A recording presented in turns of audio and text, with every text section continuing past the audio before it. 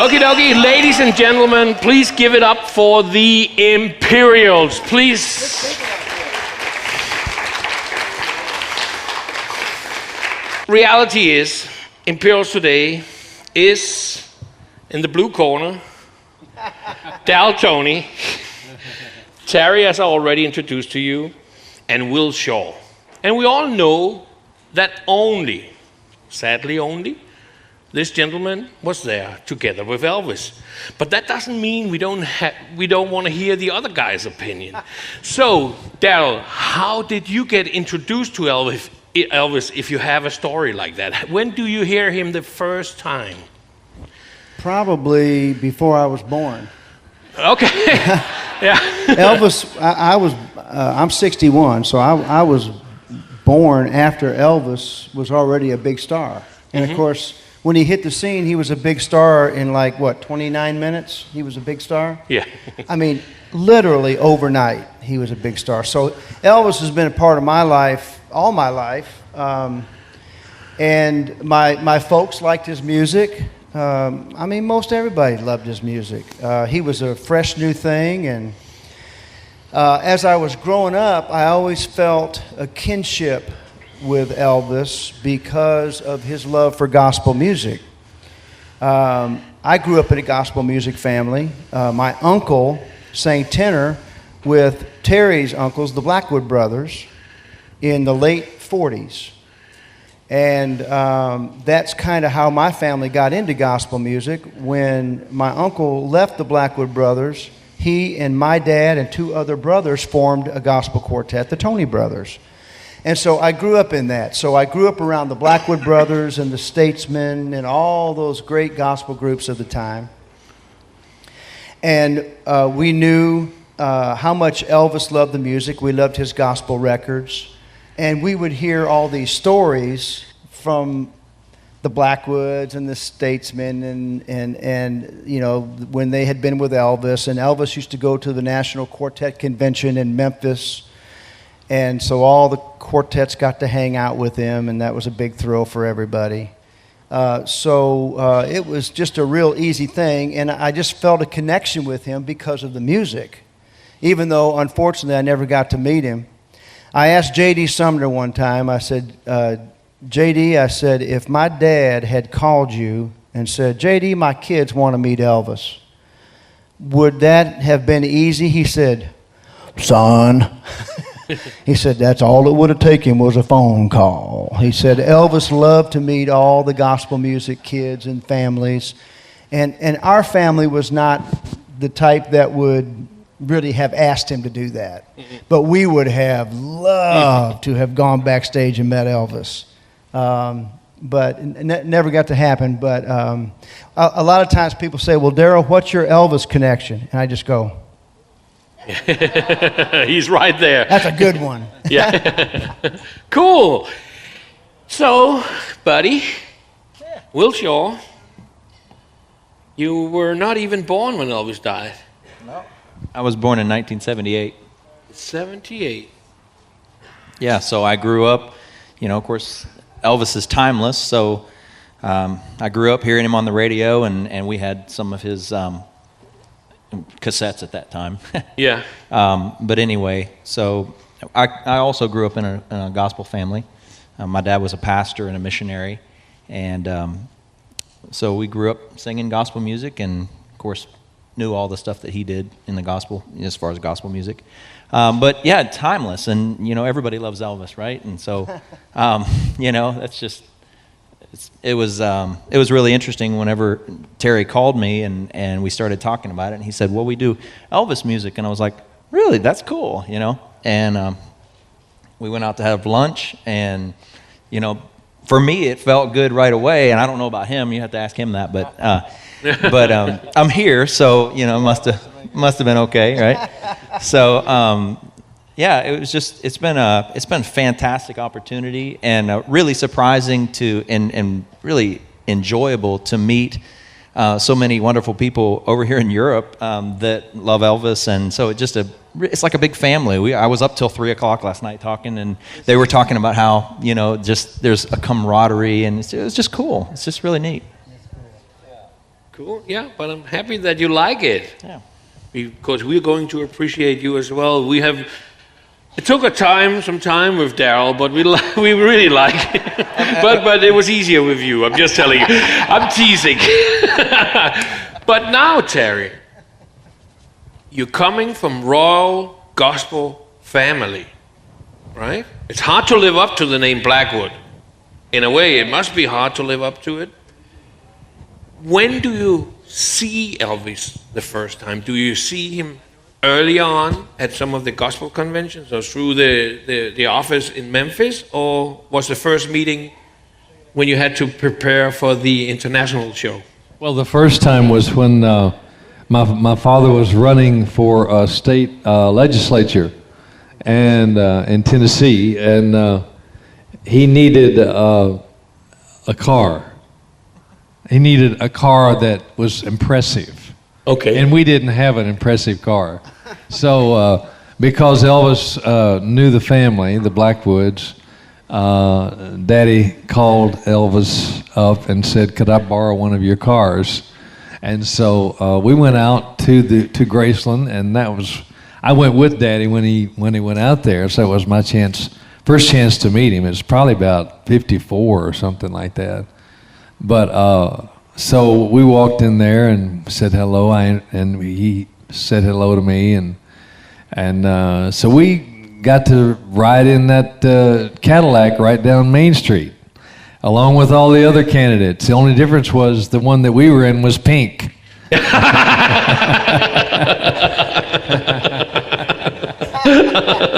That gave a lot of votes back then, didn't it? You know.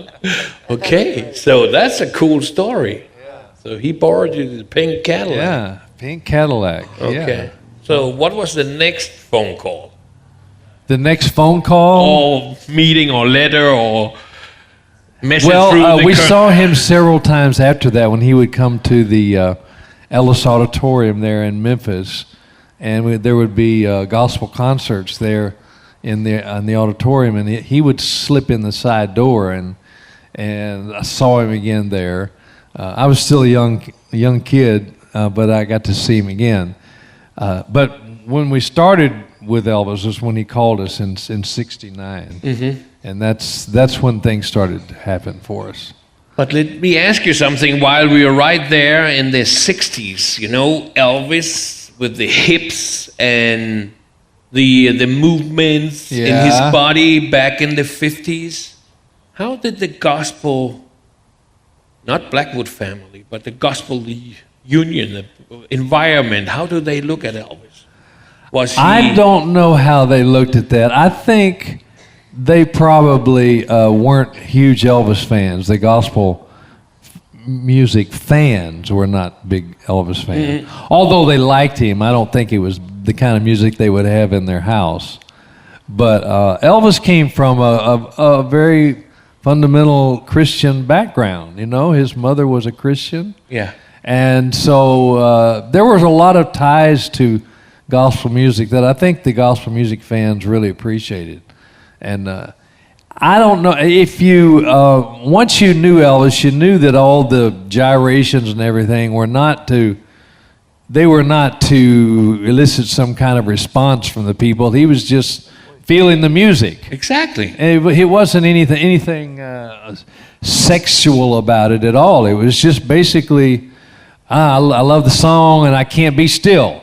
And he had this, he had all this training in karate, so all of that entered into it. It was the too. movements, yeah. Yeah, the movements, all that was a part of it. You know, real quick, just to add to that, Elvis loved a man called the Big Chief, who was the bass singer for the Statesmen Quartet. And the Statesmen were really great rhythm singers, weren't they? And Elvis, of course, we know, was a great rhythm singer. And the Big Chief, now this is back in the 40s, when the Big Chief got up to sing, he was up there and he was shaking that leg. Yeah. And when you watch, and you can find this on YouTube, old clips of the Statesmen, you're going to see some of Elvis's moves that he just copped right from the Big Chief. Yeah. And, of course, one of his other big heroes, of course, was Jake Hess, who founded the Imperials. And Jake Hess was a big impact on Elvis. And the gospel music fans, I think, don't you think it kind of started to change when he did the gospel album? I think it did, yeah. When he started doing his gospel records, I think it changed for people. And they really warmed up to him. Yeah. But you actually took the word out of my mouth, because I was actually about to say, is it wrong to, when you explain gospel groups, especially the powerful Southern gospel groups, that there was a lot of movements even then, you will split up, go each ways out and do your, and be powerful.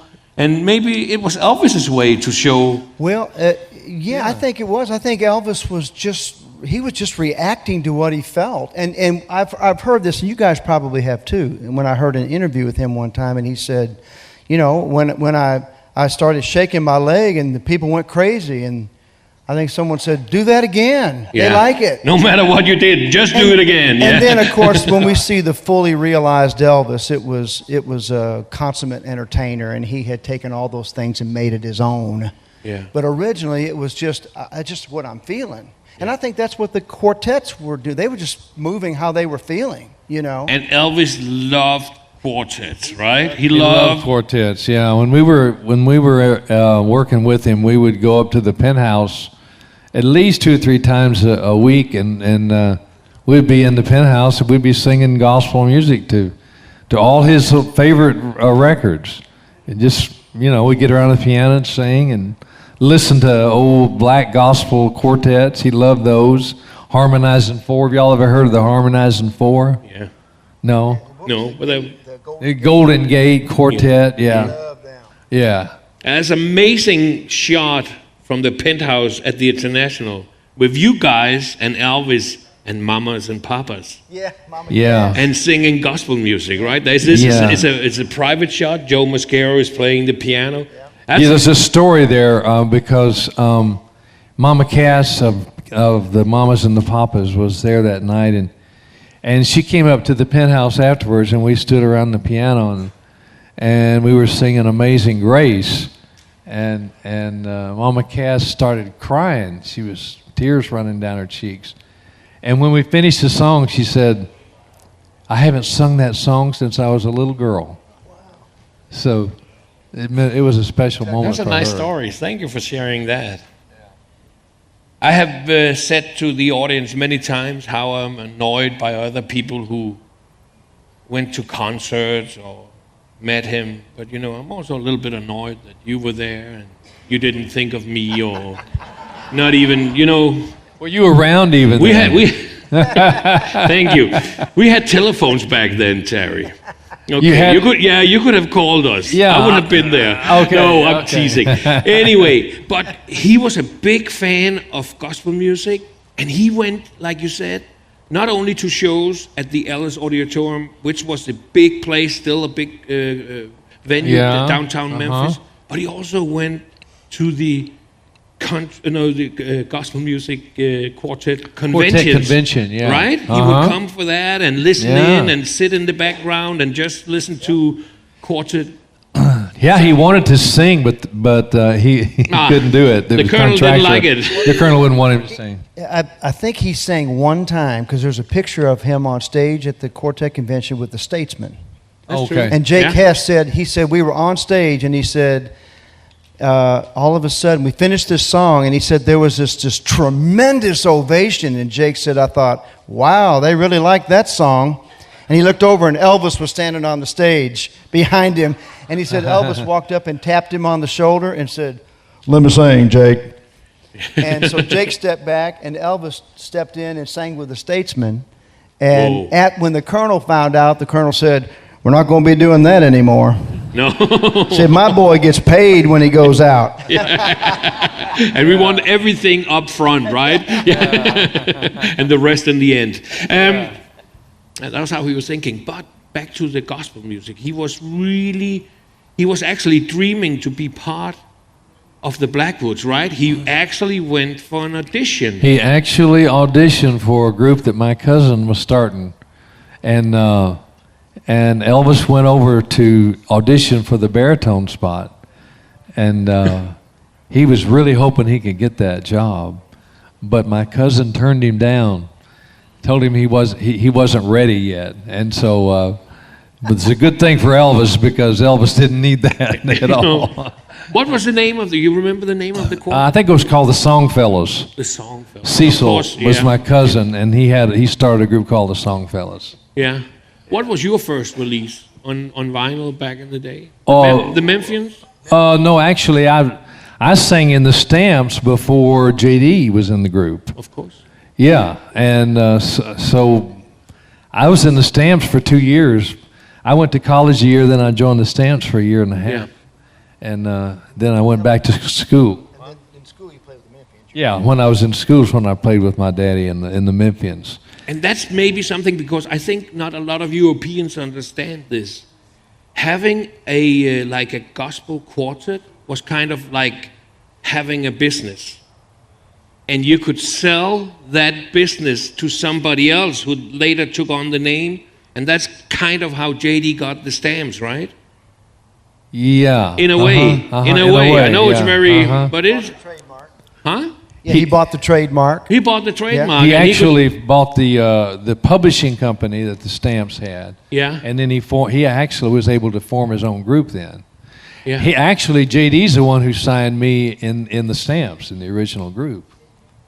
Did JD already have the group? I think he had. See, I didn't know that. I learned something. He owned the group with James and Cecil. Oh, okay. So they owned it, Yeah, but they they owned weren't the name. in it. Yeah, they weren't in it. Ah, Yeah. see, you learn all kinds of cool things when you come to this. Yeah, you know, sometimes you go outside your door and you meet some people and they can tell you something, you know? Yeah, yeah. You should stop gaming at your computer and get out.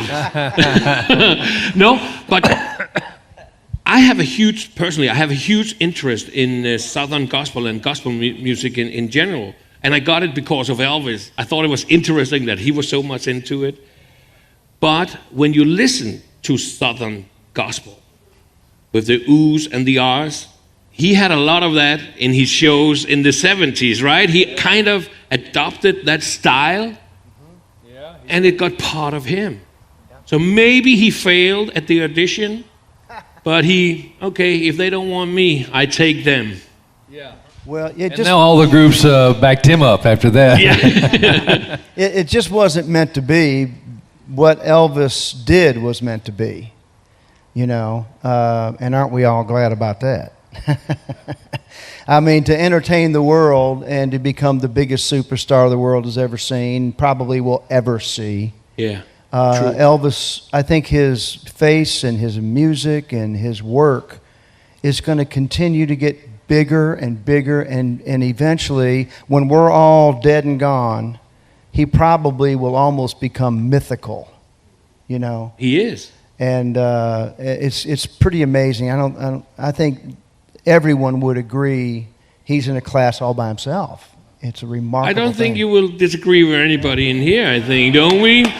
You know, exactly. Interesting. Terry, I remember one time J.D. Sumner from the Stamps told me, he said, Henrik, sometimes in the environment, in the religious environment, we got criticized for going with a rock and roll singer. Did you ever have that in your...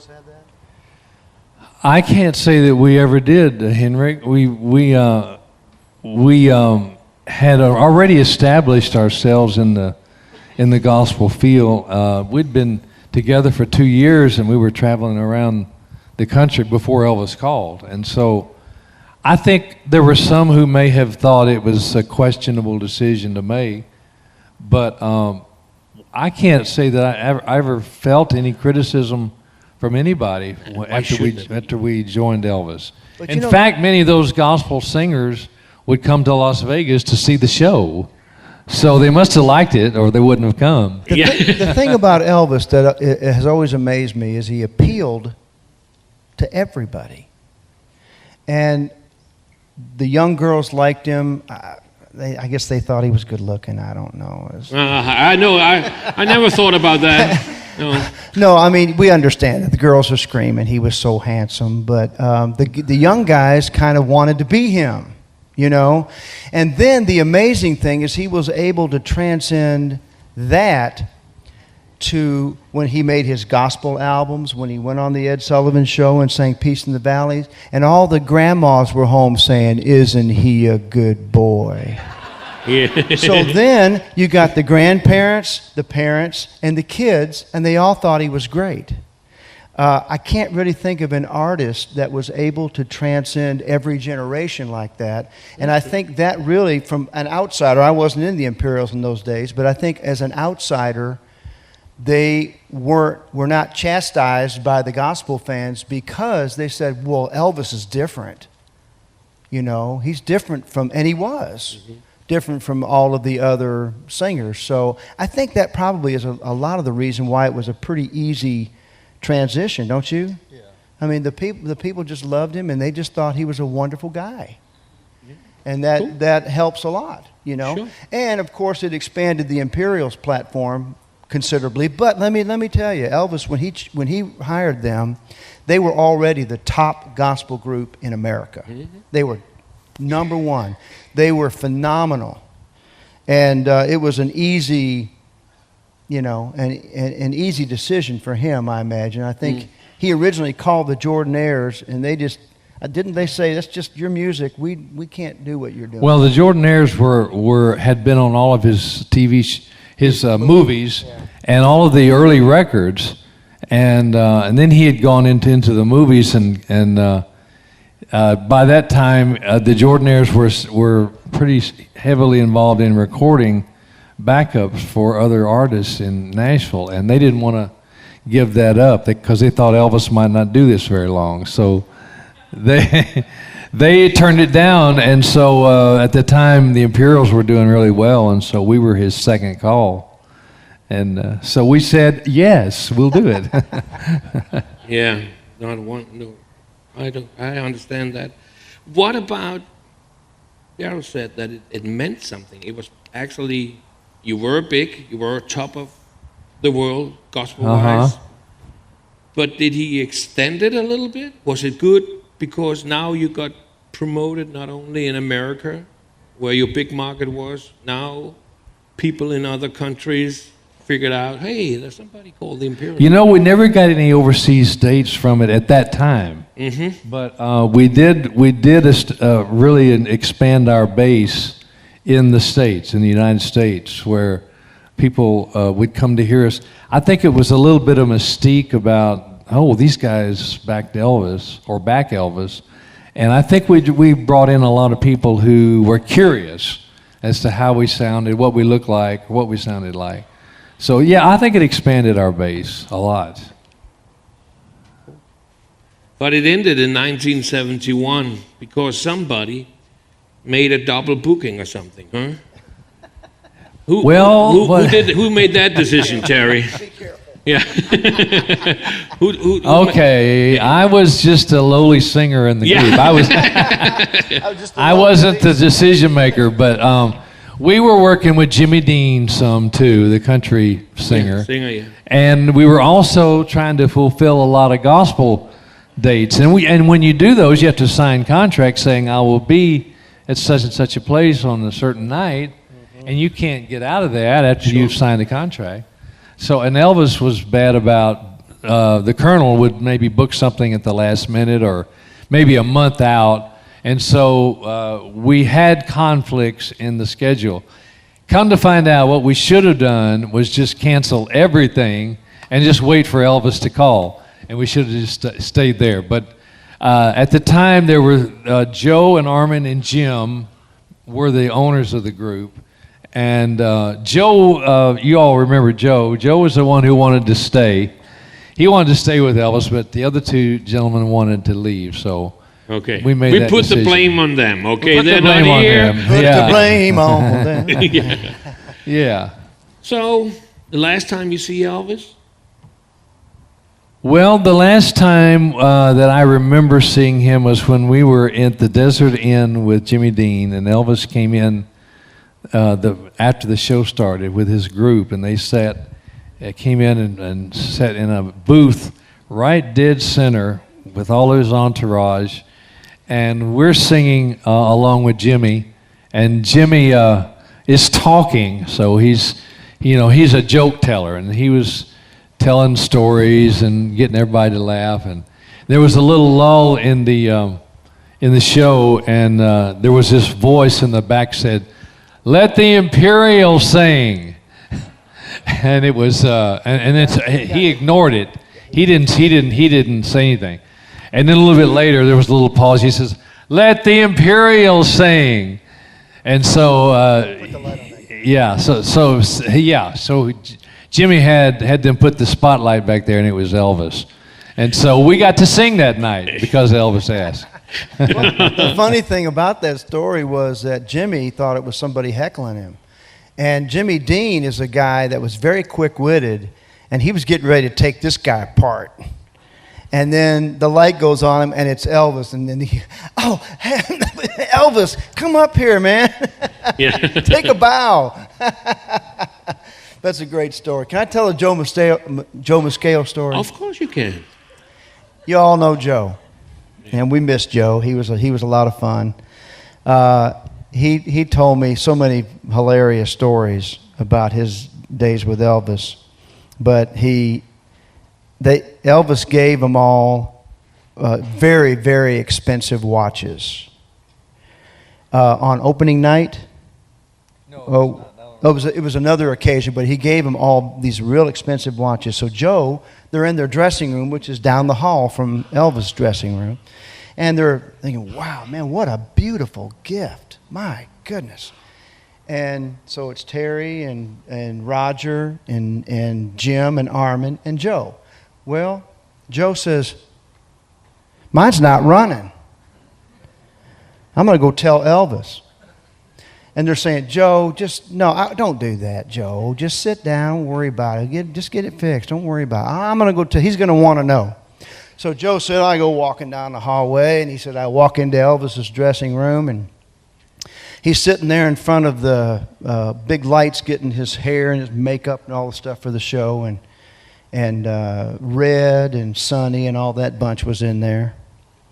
And Joe comes walking in, he says, "Hey, Elvis, man, I love my watch, thanks, but mine doesn't work." And Elvis, without missing a beat, said, "I'll just buy them, Joe, I don't fix them."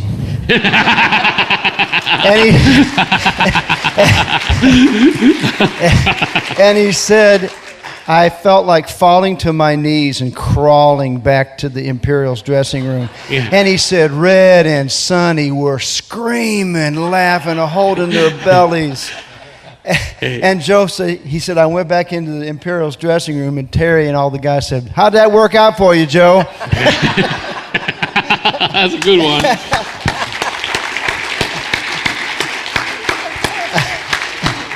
I got to tell you one more. Have we got time? Sure, yeah. Joe, and I can tell you, I'm telling these on Joe, but Joe would be the first one to sit here and tell everybody these, wouldn't he? I agree. Joe did not mind telling a story about himself where he was the goofy one in the story. We're in London. This is back about 2012, and we're staying at a big fancy hotel there. And the lobby was massive, and it was all marble. And so we did the big screen show, and we finished. We came back to the hotel, and we would all kind of gather downstairs like some...